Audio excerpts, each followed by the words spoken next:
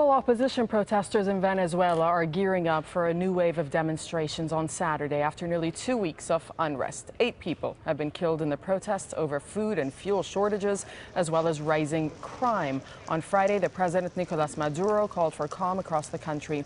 He's blamed foreign interference for fueling the unrest and has challenged the U.S. to take part in high-level talks. Daniel Schweimler is joining us live from Caracas to give us an update on the demonstrations. Daniel, going on there?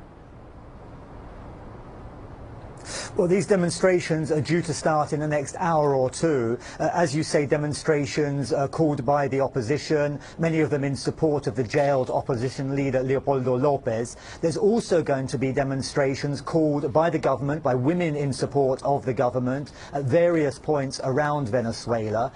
These demonstrations are not due to clash, but at the moment, despite calls from all sides for peaceful protests, for clashes to be subdued, there is anything is possible at this stage. I think the tension is such that anything is indeed possible. Security in the lead up to these elections very tight. Certainly here in Caracas, the roads to the airport lined with police and some military. So a great tension in the air. But as I say, despite that, calls for dialogue, calls for people to keep calm and protest peacefully. Daniel, they originally started, as we're reporting, over food and fuel shortages, over the rise in crime rates. Is that still what they're over? I mean, there are reports of the opposition and the demonstrators being somewhat fragmented.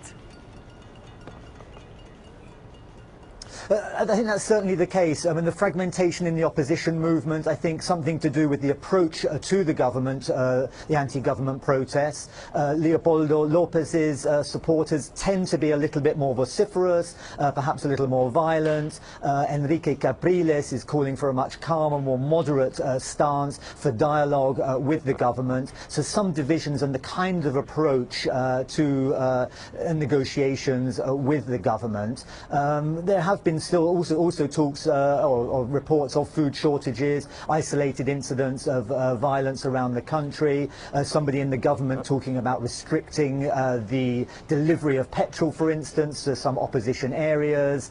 So still lots going on here behind the scenes, and this is in the build-up to March the 5th, the first anniversary of the death of Hugo Chavez. So I think people here trying to keep the lid on things, trying to negotiate before that potential flashpoint just a few days away.